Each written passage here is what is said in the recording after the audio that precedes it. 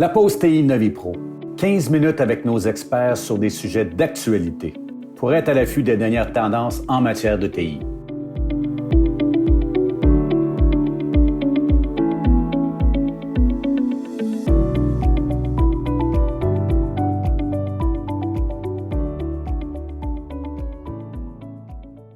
Bonjour tout le monde, bienvenue à la 60e épisode de nos pauses TI. Prendre un bon petit café ensemble. Il m'en reste plus. Je suis accompagné aujourd'hui de Philippe Descaries, Akea, David Caron. Nous allons parler aujourd'hui, on va démystifier l'approche du Zero Trust sécurité de NIST. Personnellement, je suis certifié au niveau de Forrester, au niveau de leur méthodologie. Gartner en a une, c'est Carta. Mais aujourd'hui, on va parler du NIST, le 800-207. Philippe, aide-nous à comprendre ça. Oui, ben c'est ça. Moi, je suis Philippe Descaries. Je suis architecte de solutions chez Forescout Technologies. Donc, aujourd'hui, on va essentiellement parler de Zero Trust, cette approche-là qui permet d'avoir une architecture indépendante des manufacturiers, puis des manufacturiers, que ce soit peu importe les outils de sécurité que vous avez, puis de donner finalement un accès minimum à vos données à partir des appareils, des usagers. C'est un peu ça qu'on fait aujourd'hui. OK, intéressant. Puis quand on regarde les métaux en tant que tels de Zero Trust, comment tu de ton bord, comment tu vois ça, la mise en place de ça? Parce que c'est majeur. Dans le Forrester, quand on pense à ça, on va regarder au niveau d'un projet, on ne regardera pas sur un ensemble. Mais dans le NIST, comment tu vois ça? Comment ça fonctionne? Oui, certainement. Ben, tout d'abord, avant de parler du NIST, je veux juste mentionner que justement, vu que tu dis Forrester, une autre façon de voir, ça revient pas mal tout au même, là, qu'on parle de Gartner, Carta, Forrester, de FAIR, il y a toutes des composantes qui viennent se rejoindre. C'est juste des fois la façon de l'imager qui est différente. Puis même les premières instances qu'on a vues au niveau Zero Trust, des fois on ne réalise pas, là, mais il y en avait même dans le milieu des années 90, des débuts de framework qui parlaient de Zero Trust, l'approche Zero Trust. Aussi loin que ça? Oui, vraiment. Ben, il y a des années 94, il y a un ingénieur de système en Suisse qui avait déjà élaboré les premiers balbutiements du cadre, écrit quelque chose puis mis en place par rapport aux accès privilèges, des privilèges minimaux à donner sur que ce soit un réseau ou à des systèmes, parce que ça ne veut pas dire que ça va juste toucher des systèmes IP. Des fois, ça va être des systèmes un peu plus traditionnels. Puis, ben, c'est ça. Si on parle de NIST, dans l'historique de Zero Trust, ils ont élaboré un brouillon, je veux dire un draft, il y a en 2018, le 800-207, et c'est devenu une publication un peu plus officielle depuis novembre 2020. Donc, eux, la façon d'approcher le Zero Trust, au lieu de parler un peu comme qu'est-ce que tu parlais tantôt, le data, les usagers, le network workload, les analytiques, puis l'orchestration, tout ça est là, mais on vire le cadran de côté. C'est-à-dire que tout d'abord, ça commence avec deux composantes dans l'architecture Zero Trust. On a le PDP, le Policy Decision Point, qui, dans le fond, est une approche où on collecte les informations de tous les systèmes de sécurité. On élimine les silos afin de prendre des meilleures décisions. Puis, décisions qui sont, dans le fond, copier-coller sur vos politiques écrites, mais là, qui deviennent informatiques. Puis ça nous permet ensuite d'utiliser les outils PEP, Policy Enforcement Point, c'est-à-dire que ce soit des antivirus, l'infrastructure réseau, des pare-feux, des WAF, des DLP, tous les outils qui renforcent le contrôle, ben on peut mieux les utiliser quand on a un meilleure intelligence des données de sécurité qui viennent, que ce soit des outils de vulnérabilité, des outils de DR ou tout ce qui est, qu'est-ce qu'on appelle en anglais CDM, Continuous Diagnostic and Mitigation.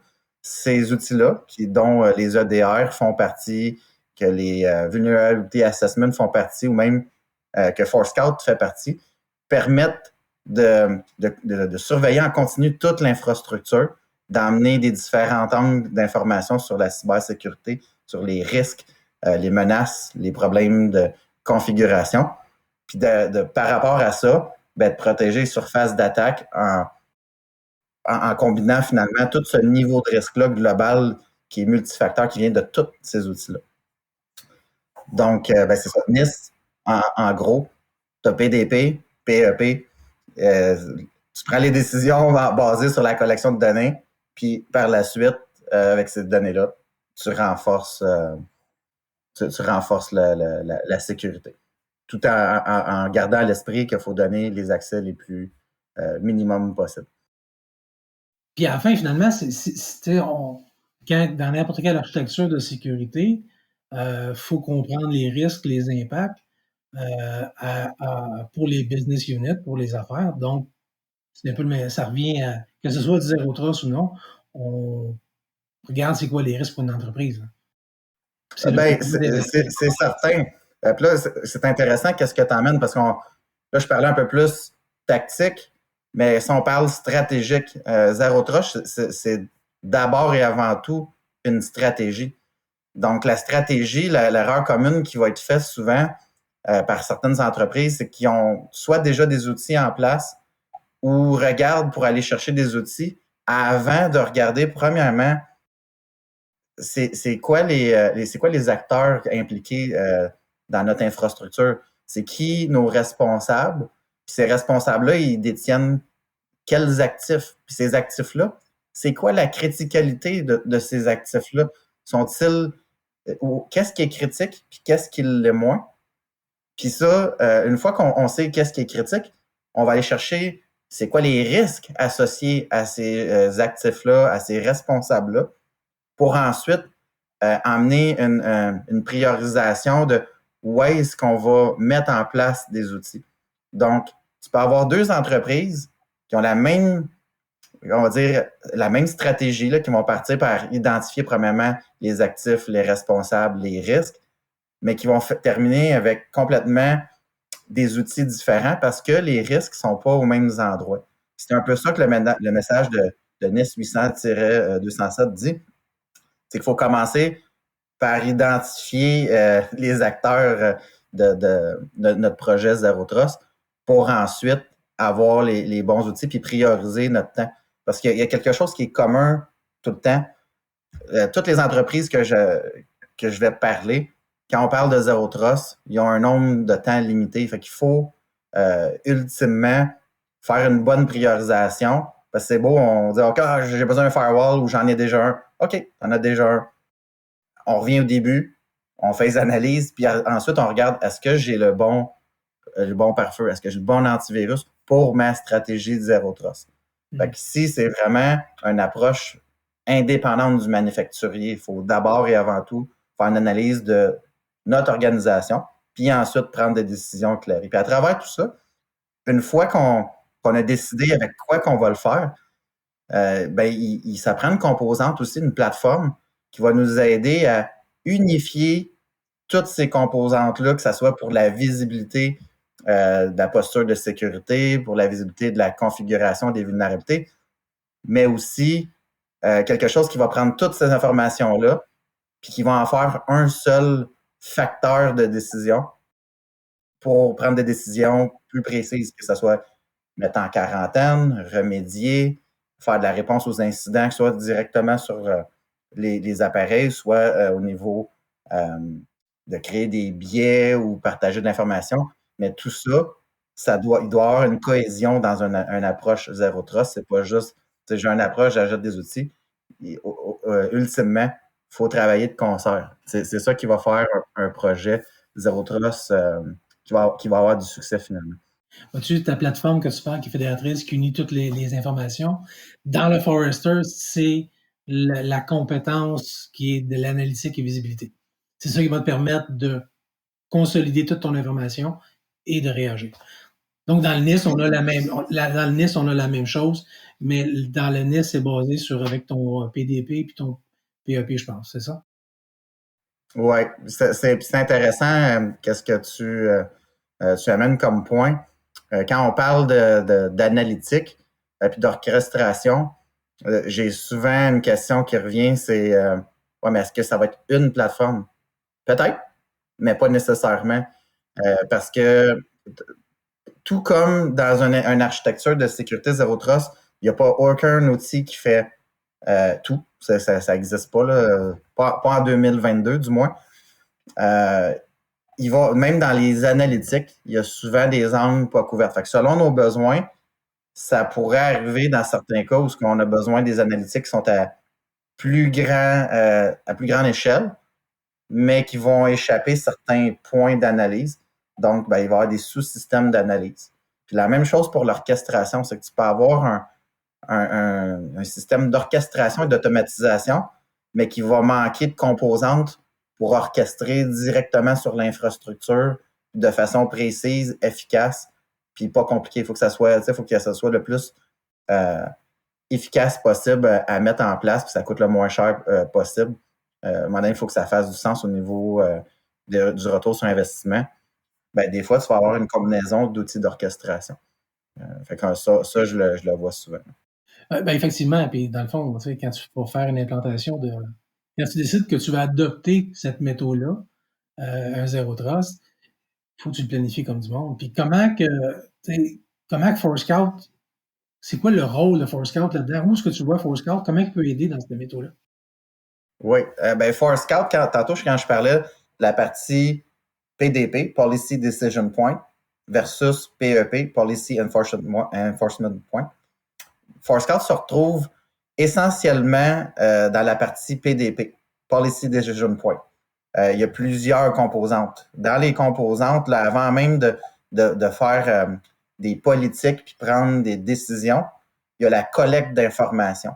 Forescout va s'interconnecter avec beaucoup de solutions du marché, que ce soit dans la détection de menaces, que ce soit pour des outils d'analyse du risque, que ce soit dans la collecte de configuration des systèmes, que ce soit dans les EDR ou tout ce qui est authentification. Bref, Forescout va s'intégrer avec plein de systèmes, mais va de façon directe peut aller analyser des vulnérabilités. Ça ne remplace pas un système de vulnérabilité, c'est des vulnérabilités critiques qu'on parle ici.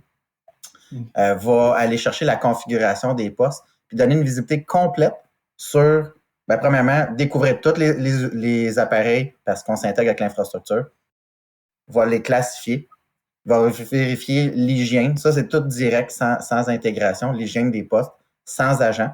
Puis, va amener à ça toute l'information qui vient des autres outils de sécurité pour avoir une seule image du niveau de risque d'un poste. Fait qu'on va analyser le niveau de risque.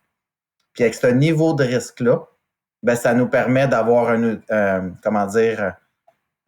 vue unifiée sur où est-ce qu'il faut prioriser les actions, mais aussi de pouvoir prendre des actions concertées de remédiation, de quarantaine, bref, de ramener ça à Zero Trust, donner les privilèges minimum au réseau, puis de réduire les surfaces d'attaque. Puis dans cet engin-là de PDP, Policy Decision Point, tu as un administrateur de politique. C'est que ça part avec des politiques qu'on avait décrites sur papier, puis on les couche sur un engin de politique qui nous permet de faire exactement ce qui est écrit sur le papier, mais de façon informatique. Soit en utilisant des outils tierces parties, soit directement avec Forescout, ou même, comme je disais tantôt, de combiner un autre outil d'orchestration puis d'avoir des échanges entre ces deux-là. Donc, tu vas designer des politiques, tu vas avoir un engin qui va les appliquer, c'est-à-dire qui va commencer à analyser l'information, ramener les données, faire les conditions qui sont nécessaires, telles qui étaient écrites sur papier. Puis ensuite, c'est un PDP-là, qui est Forescout, qui est une partie du PDP dans certains cas. Dans certains cas, c'est le PDP au complet. On va prendre cette information-là, puis on va parler avec tout ce qui est PEP, que ça soit des agents comme Carbon Black, CrowdStrike, que ça soit tous les switches de l'industrie que Forescout supporte à peu près tout ce qui est entreprise. Même affaire pour les contrôleurs sans fil, même affaire pour certaines solutions d'SD-WAN. Même chose pour les VPN. Même chose pour le SASE. Et on va s'intégrer aussi avec les réseaux virtuels, que ce soit les hyperviseurs, le cloud ou même des parties applicatives. Fait que finalement, toutes ces solutions-là qui renforcent la sécurité, Forescout va discuter avec eux pour donner soit de l'information, soit donner des commandes afin de limiter les accès lorsque ce n'est pas nécessaire ou lorsqu'on est compromis ou qu'il y a des risques ou des menaces. Vraiment intéressant. C'est quand même... en fait, la Zero Trust, c'est un projet d'entreprise. Donc, Forescout peut nous aider, peut aider les entreprises là-dedans. NoviPro aussi. Donc, Phil, ça fut un plaisir de discuter avec toi. Ça fait un plaisir également. Merci beaucoup. Puis, pour tout le monde, pour revoir la présentation, vous allez pouvoir trouver ça sur notre hub de contenu novipro.com. Et c'est la pause 60. Merci beaucoup. Bonne journée.